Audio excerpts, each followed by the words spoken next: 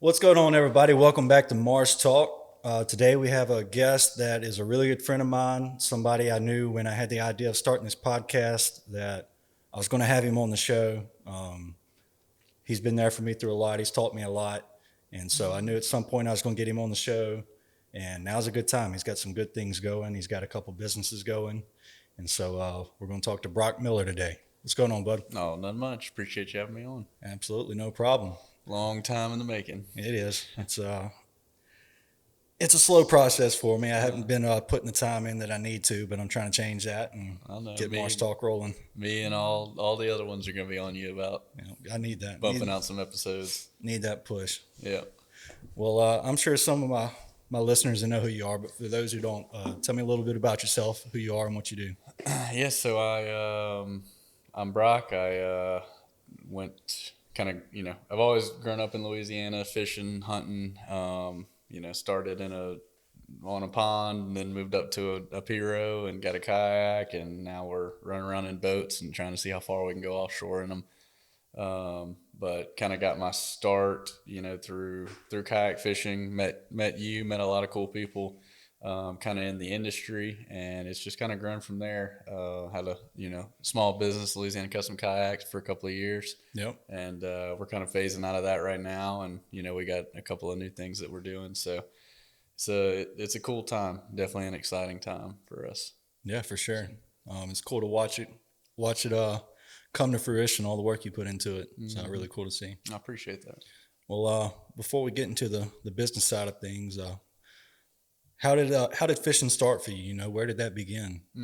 So my grandparents had some property in Central, right outside of Baton Rouge, and they had a pond out there, and we lived out there on another house on the property for a while. And my grandma, who's watching this, is going to be happy that I shout her out, but she's who kind of took me out there, and we'd have our wagon that we pulled out, with all our Hmm. fishing gear and worms and crickets and all that stuff. And so that was kind of my first, experience with fishing, was in that pond. Yeah. And I caught those fish probably 3 or 4 times each, and knew them all by name. But from there, we started marsh fishing in a boat. Probably when I was 8 or 9, my grandpa got a little express bass boat, Hmm. so we started going to Golden Meadow, which is still one of my favorite places to go. Won a few tournaments out there, A couple. but started going there. Kind of got my first taste of redfish and trout, drum, all that stuff. Started out, his favorite thing to do was anchor up and throw dead shrimp. So that's how Hmm. I got started. And then I got into the artificial game with topwaters and all that. But it kind of evolved from there. Started kayak fishing, and got heavy into the tournament scene for a little bit, for a couple of years, and did pretty well there. Met a ton of cool people, that I keep in touch with every day. Yep. And now we're kind of evolving. I started offshore fishing with my buddy Mason. I'm sure we'll talk about later when we talk about Zook. Yeah. But started offshore fishing with him in high school, and we slowly started pushing the limits. First, it was, let's go to the first rig out of Grand Isle, Hmm. and see what we can catch there. And we did that in an express bay boat. And then they upgraded the camp boat to a Sportsman. It was 22 feet, and we pushed the limits on that pretty good. I think we ended up going 45 or 50 miles one time. Dang. Got caught in a real bad storm, and the family decided, if we're going to start doing that, we need to upgrade the boat and keep us a little safe. Yeah. So we started catching snapper and lemon fish and stuff like that, and now they've upgraded the boat to something a little safer for those kind of journeys. Okay. And we're getting into the swordfish game, tuna, all the grouper stuff like that. So Yeah. kind of working our way up the ladder, and learning a ton. It's well, my favorite thing about being out there is you never know what it's going to be. Yeah. You're dropping in, you know, 1,200 feet of water. It could be a swordfish, could be a thresher shark, could be a pomfret, it could be anything. So Yeah. it's a cool new game that we're trying to learn. Yeah. So, so you started out fishing with your grandparents. That kind of led into offshore. Um, at some point, though, you started Louisiana Custom Kayaks. How did that kind of come to be? Yeah, so I actually kind of started rigging kayaks, one for myself, and then worked for a backpacker for a little bit here in town, and really started working on boats with them. Then I left there like right before COVID, and I think it's July of 2020 is when I started Louisiana Custom Kayaks, and started in the backyard. Um, Made a post in Bayou Coast. Say, hey, I want to work on some kayaks. Started doing fish finders. Then we got in a marine mat, keel guards, lights, and it got crazy from there. But ended up getting a little shop not far from here in Industrialplex, and worked on some really cool boats. It was a cool experience. It taught me a lot about business. Taught me how to make my first website. Um, Taught me, how to deal with customers, how to handle problems, and just the general ways of running a business. Yeah. And it's a big part of where we are today. But I feel like the kayak industry as a whole is kind of slowing down. I think everything goes in trends. So I think I've kind of phased out of it and focused on a couple other things. But it was a cool, really really cool experience to start my first business at 19 or 20, and then kind of I would skip class and go work, or be doing it in class. So it was a cool experience, and definitely a reason that we're where we are today. Yeah, I'm sure it definitely taught you a lot about what it means to run a business and what it takes. Yeah, yeah, absolutely. Long hours, and just problem solving is huge in anything. So Yeah. And like you said, the kayak industry as a whole kind of seems to be, at least on the downhill side.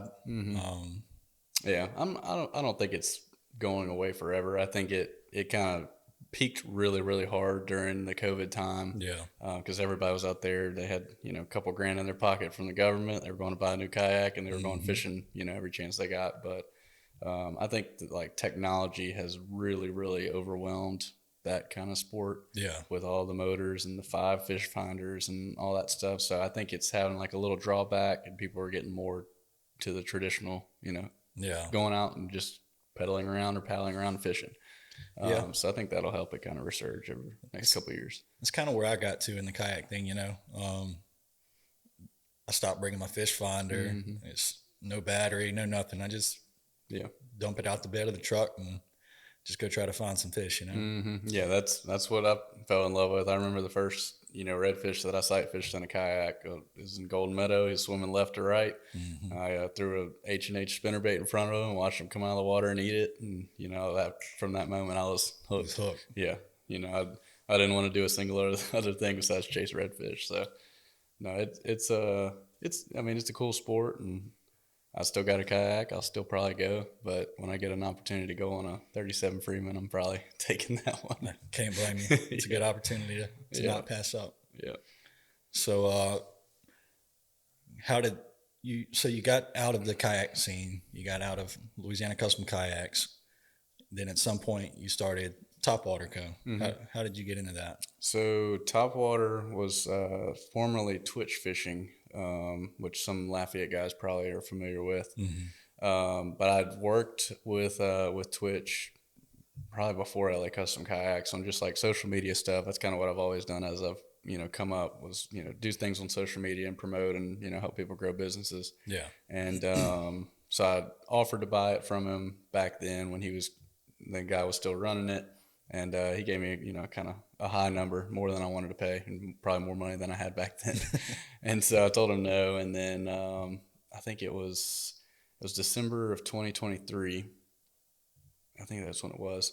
I reached back out to him, and I was like, "Hey, what are you doing with Twitch Fishing?" And he said, I'm not doing anything with it, sitting in either in the garage or closet or somewhere. Like, I'm not doing anything with it." So I was like, "All right, well, how much for it?" And he gave me a price that was a lot better. Yeah.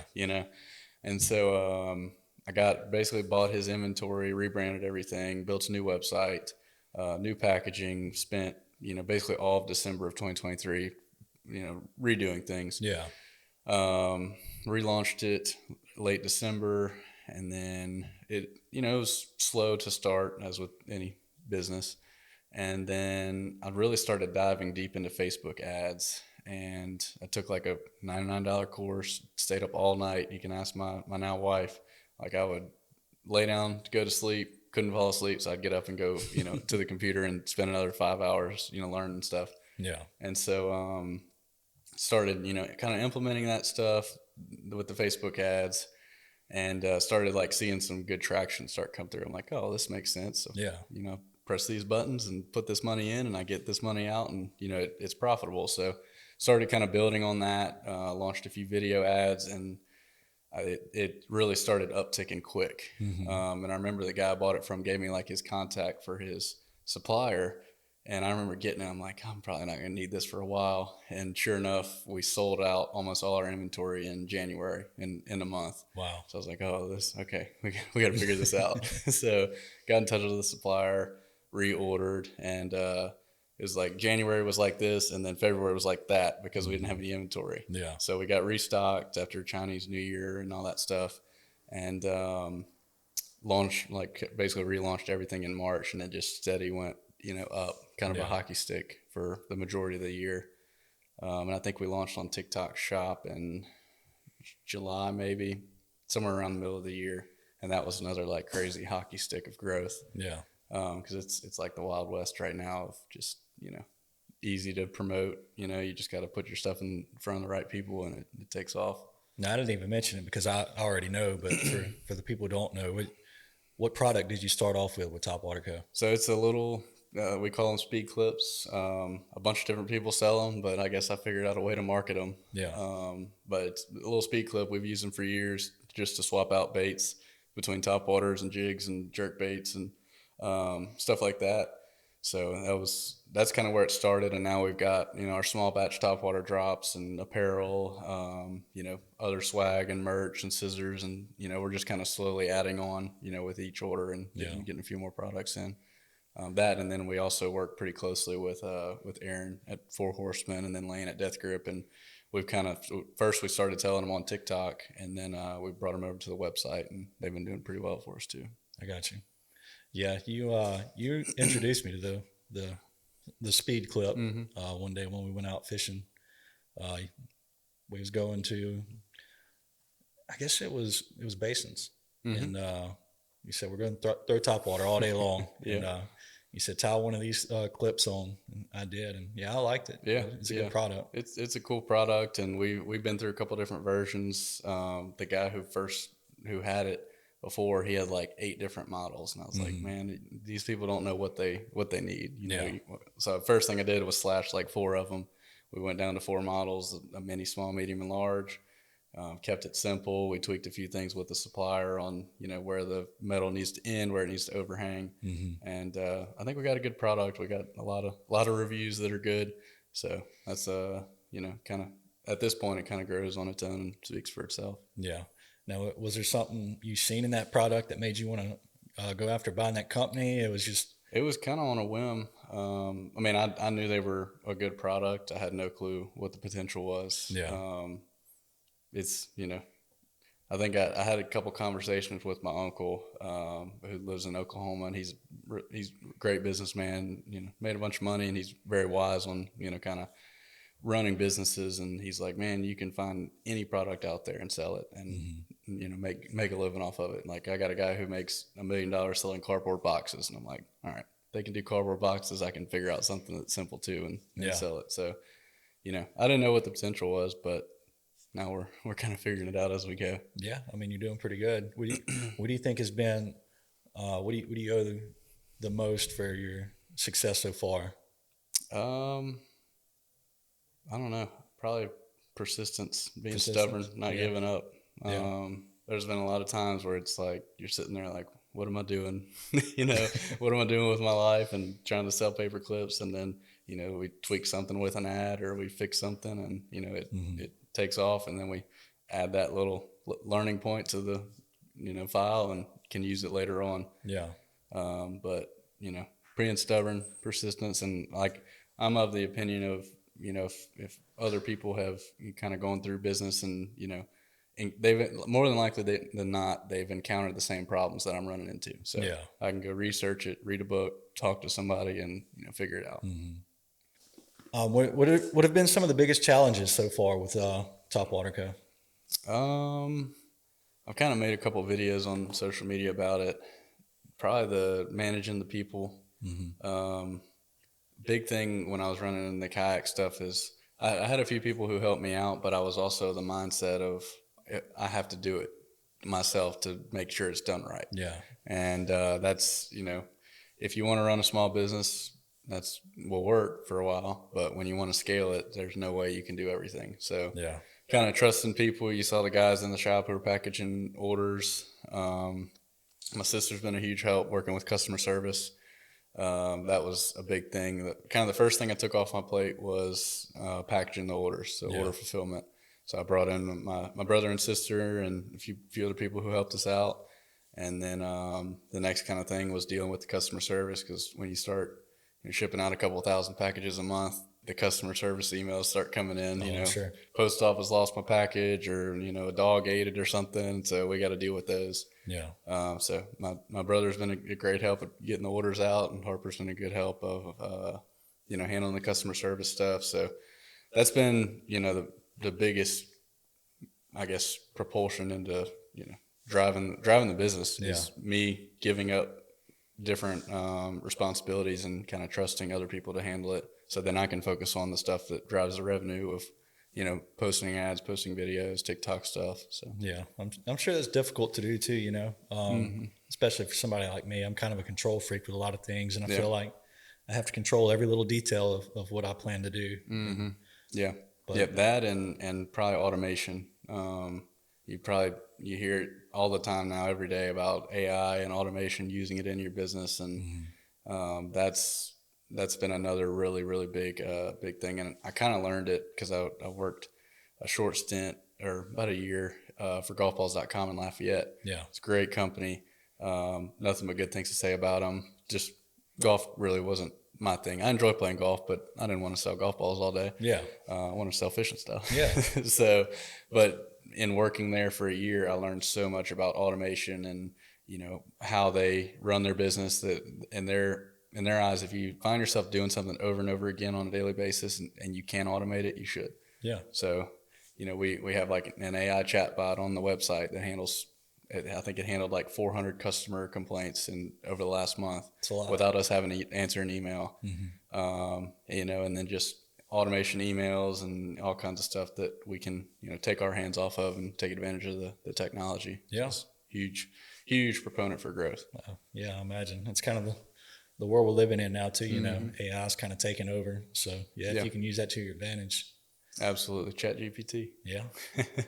What about like social media, TikTok, things like that? Has that been a big part of what you're doing? 100%. That's, to me, I don't understand businesses that don't do it these days. There's a lot that don't. I know. I truly don't understand how they do it, or, what the potential could be if they did it. Yeah. Obviously they're making money, but, if you made a couple videos a week, who knows what would happen. But yeah, the social media has really been the driving force. Instagram, TikTok, Facebook is really, kind of what I've done since I got into the kayak game. Yeah. Started helping a few companies grow. Twitch was one of them. And then, kind of took everything I learned from that, and now we apply it to Topwater and now Zook. Yeah. Yeah. So Zook is another company you bought. Tell me about that. Yeah. So I knew the original owner of Zook, was Brent Weibel, and he was from New Orleans. Started building rods, I think it was like 8 years ago, and started doing freshwater and inshore stuff. And then I think I worked with him like 2017, 2018, 2019, somewhere around there. And he built me some inshore rods, built me a tarpon rod that I caught my tarpon off of. And then he got really big into the offshore game, like around Venice and Grand Isle and those guys. And really, really took off for him. He did really well. I think he built a little over 1,000 rods. And then he moved back to Florida. I think his wife was from there. So they, moved back. She wanted to be back, home, around family, places they knew, plus New Orleans versus Fort Lauderdale, Florida. Or no, St. Augustine, which I've been to St. Augustine, and it's way better than New Orleans. New Orleans and anywhere. Yeah, exactly. So they moved back there, and things kind of slowed down for him, partly because they were building a house, and partly because he kind of moved out of the local market. And anything in Louisiana, people eat it up if you're from here, but if you're an outsider, which technically wasn't, but wasn't in everybody's backyard still. So things kind of tapered off, and then he kind of wanted to fully retire. So he reached out to me, I think in August or maybe July or August of last year, and he said, "Hey, you interested in buying Zook? I got you and one other person in mind." I was like, at first I told him no because I didn't have any interest in wrapping rods. Yeah. I was full steam ahead with Topwater, and I was kind of looking for something else, but looking for something I could just do on the computer. Yeah. And told him no, and then I just in like a passing conversation mentioned it to my now business partner Mason, and he's like, "Well, I'm looking for something else to do. I'll build a rod." So I was like, "All right, well, if you'll build them, I'll run the website and do all that stuff. We'll do it." So we kind of negotiated with Brent, went back and forth, and reached a deal. And then I think we went over there in like September, and kind of learned his processes, documented everything. And then we flew over there and then rented a U-Haul, drove a U-Haul from St. Augustine to Baton Rouge, which is a pretty good drive until you get to Louisiana. And by that point, we were ready to jump out. But we drove everything back, set it all up. Mason's been doing a great job with the rods. He's picked it up incredibly quickly. He's doing all kinds of crazy things with the designs. But it's starting to pick up a good bit of steam. Yeah. And now that we've moved it back, because like I said, anything in Louisiana market, if you're home, people tend to use your stuff and support you. Yeah, without a doubt. Now, what has been the biggest difference you found between Topwater Co. and Zook? Definitely the different price range of products is a lot different. You're selling a $5 pack of terminal tackle versus a $900 swordfish rod. So the volume is definitely lower, but there's still a lot of things that kind of transfer over as far as social media and videos and just getting eyes on the brand. That's been the biggest thing that we focused on since we moved back, was like, hey, we're back in Louisiana, and just reiterating that and getting everybody to know it, being active in, the Facebook groups. And, I'd say it was slow going to start, but I like to say momentum is a hell of a drug, because when you get it going, it's really, really hard to stop, and you don't want to stop it if it's going in the right direction. So I think we're building up some momentum with it. A big help has been launching a Facebook group. So I had a lunch with my other uncle, and he mentioned somebody he knows who uses Facebook groups to kind of market things, and so got out of that and started a Facebook group for Zook. And it's been really, really cool to kind of build a community inside Facebook, and gives us a great place to market things, share behind the scenes, and people feel like they're more in touch with the brand when we're sharing stuff in there rather than just a regular kind of Facebook post. I feel like when people feel like they're a part of something too, it really makes them want to support it more. Yeah, community is huge. I learned that in the kayak game. I supported the Bayou Coast Club pretty heavy when we were doing that, and they supported me tenfold. So that's another thing that I kind of learned and took to what we're doing now, and it's paying off. So yeah, I'd like to think the fish community as a whole can be a supportive community. Yeah. So you do got that going for you too. Yeah, they'll support you. It's interesting to see when people cross the wrong way, and it can sometimes get ugly, but we try to stay on the right side of everything. And now you've also been adding products to Zook, like some terminal tackle for offshore stuff. Have you found that that's helped growth a little bit too? A little bit. I think it helps just get the brand in front of more people. Yeah. So that way, before our cheapest product was a $100, $150 rod. Now I can get a something with the Zook name in front of somebody for $5. Yeah. And maybe they go into Bridgeside, buy a pack of swivels. They like them. They, come back in, buy an inshore rod, and then next thing you know, they're buying, snapper rods and moving up from there. So kind of just opening up the brand to more people. I also like interacting with a lot of different captains. A lot of them may be using other people's rods, but I can say, hey, try these swordfish lights out, and they like that, and then they want to check out something else, and it kind of grows from there. So just kind of, it's almost like a marketing tactic, but also, we can make a little bit of money off of it by selling the terminal. Yeah. What other things do you have planned for Zook? I know you're launching some new rods, kind of touching in the bass game a little bit as well. Yeah, that's definitely a big market that we want to tap into. We've got a really, really good guy, Levi Thibodeau, who's an absolute stud. He'll be on the MLF. Oh, I think in 2 years. Yeah. I would put money on it. But he kind of had a rod in the Zook line, and we want to kind of build off of that. So he had a 7-foot medium fast, which was a good kind of all around. You throw chatterbaits, light worms, stuff like that with it.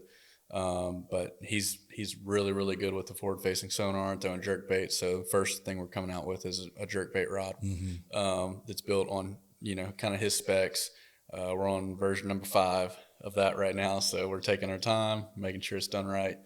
But that'll be the first one. We kind of polled our community, like the Facebook group, to ask what would be some other models, and a 7.2 heavy was commented 100 times, so that's the next thing that's coming. We're pretty close on that. And then a 7.9 glide bait, kind of Alabama rig, big bait kind of rod as well. So those are kind of the first 3. We want to do a spinning rod and then some other like chatterbait rods and stuff like that. And I may have had my hands on this new jerkbait rod you got, and I gotta say, that's going to be a money rod. I think so.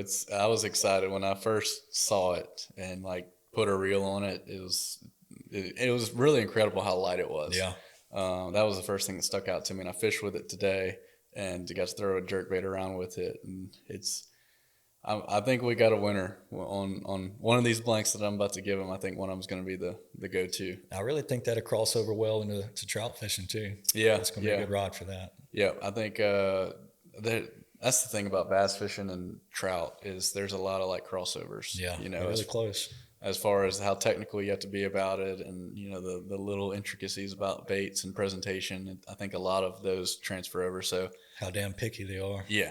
So I think this 610 jerkbait rod is going to be a pretty good wade fishing rod. It's got a shorter butt, so a good kayak rod. I think it'll be a good winner. Oh yeah. Now going back to Topwater Co., you have an initiative that you're starting. I guess you're starting it this year.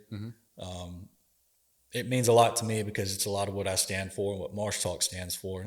So kind of want to talk about that a little bit. What is that initiative you got going? Yeah, so for every order, we are donating a plug of marsh grass. So I kind of got started on it. We had a good year last year, so I kind of wanted to, give back and figure out a way to, just get back to Louisiana in a sense, because that's where most of this is originated. But I first mentioned it to Aaron Pierce over at Four Horsemen, and he got me in touch with the Restore Retreat people. And Miss Polly she's a firecracker. She's 100 miles an hour, and she's got more energy than the guys I got in the shop who are 16, 17 years old. But I got in touch with her. We set up, met them at a little luncheon and kind of set up everything. So basically our goal is to help combat the marsh erosion that we see in Louisiana. Yeah, it's a major problem. Yeah, I mean, I go fishing with my grandpa a good bit, and he always harps on, how different the landscape is, especially in Leeville. It used to be all marsh, and now it's bays. And then even, in my, 25 years or 20 years when I've been going down there, the places where I used to catch a redfish are now, open water. So it's pretty rough when, myself who's younger notices these, issues. So we're going to try to do our part to give back and kind of move things in the right direction. I know we're not going to single-handedly replant the whole coast, but hopefully other people kind of follow suit too. Yeah, well, I think that's going to be a big part of it. The amount of marsh and the amount of land we're losing it's happening at a really incredible rate. I think a lot of the world don't even know about it, but it's a really big problem. And yeah, like you're saying, I mean, some marsh plug grass for every order. That's not going to change everything, but that can inspire a lot of other people to maybe put forth some kind of effort. And I think when a lot of people can come together and maybe a bunch of different initiatives will start to happen, that can make a difference. Yeah. I like to relate that kind of to like catch and release. A lot of people are like, oh, if I release this one fish, it's not going to make a difference. Well, no, maybe not, but you releasing a few fish might inspire somebody else to release a few.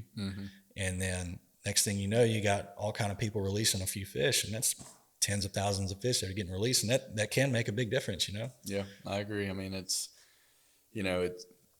it's kind of it's rough seeing all the land loss, but from that you do see organizations stepping up, Restore Retreat. I think Louisiana CRPA is another one who does some big projects. So I think things are kind of starting to turn around.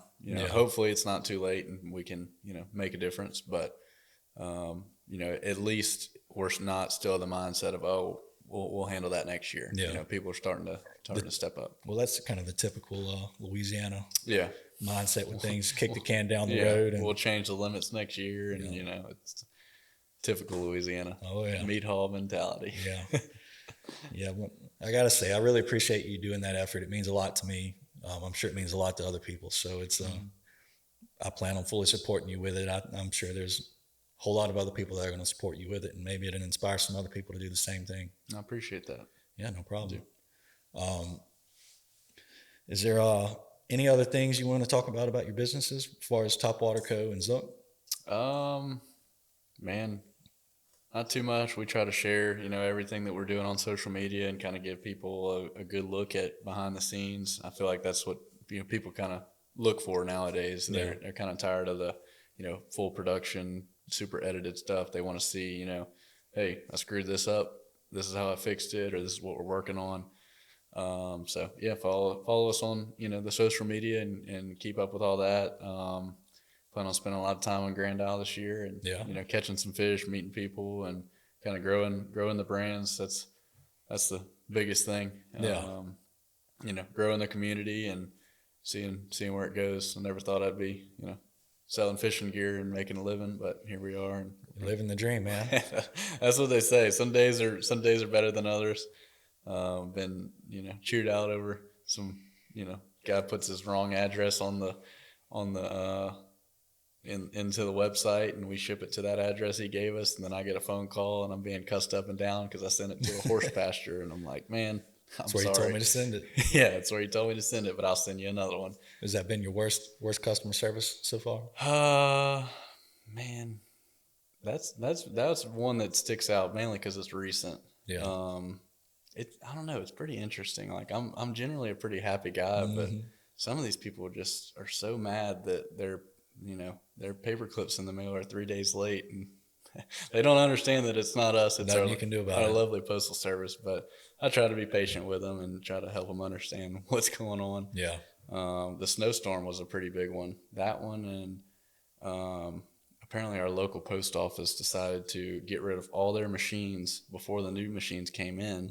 And then the new machines didn't come in. So they just had piles of packages back there. So, dealing with the local lovely USPS is fun. Yeah. On a daily basis. But to me, it's part of the job. I feel like you have issues when you work a 9 to 5. There were days that, I was so ready to clock out when I was working at golf balls, and there were days that I loved it. And it's the same thing here. I feel like you just got to pick something you love and, roll with it, go all in and see what happens. Yeah, for sure. So, well, is there any advice you'd like to leave people with? Maybe one tidbit? Yeah. I think as far as what we've kind of built and where we're going, a lot of it has been kind of, passion based and, finding something that I enjoy doing. Not even that I really enjoy the fishing aspect, but just business in general. Yeah. And I think everybody kind of has something like that, in their life that like makes them tick and gets them excited that they want to stay up all night and learn about. So I think when you find that, go all in on it. Yeah. Learn everything you can, become an expert in that field. And I think I kind of am to the point where now I'm not necessarily looking for, the money side of it, but just something that really makes me tick and gets me excited. And then I feel like the money follows. Yeah. So, it is risky leaving your, secure 9 to 5 salary job. But, when I made that leap, it felt like I was moved in the right direction. Yeah. And that's another thing. I feel like when you take a big step and it's something that you should be doing that God wants you to do, things start falling into place. Without a doubt. After that, start trying to figure out how we're going to pay a $8,000 inventory bill, and then all of a sudden, money just falls into the account somehow. Yeah. We get lucky and we make it to the next one. So I truly believe that when you're moving in the right direction, things kind of move out of the way for you and fall into place. Yeah, without a doubt. So, well, man, I gotta say, I'm really proud of you. It's awesome to watch you put all this work in and watch the business grow and your work actually show. It's inspiring to me. I'm sure it's inspiring to other people. I appreciate it. Yeah, it's a long journey. Oh, yeah. It doesn't fall into place overnight, but It's been a long journey, but it's just beginning, man. that's right. We're about 5-ish years into it, so we're gonna see what we can do over the next 30 plus 40 years and see what happens. Yep. Well, man, I really appreciate you taking the time to talk with me. Like I said, I appreciate you. I support you, and I'm proud of you, man. Appreciate it. No, I'm gonna stay on you about knocking out podcast episodes, and make sure you stay at it. And who knows, you might be running a podcast as your daily job. And Well, look, I got a place to do it now. That's right. You helped me out with that. So. That's right. Yeah. Well, everybody, I appreciate y'all tuning in. I hope y'all learned something, even if it was about business. Hope y'all were at least able to take something away, and I hope y'all enjoyed it. Till next time, y'all take care.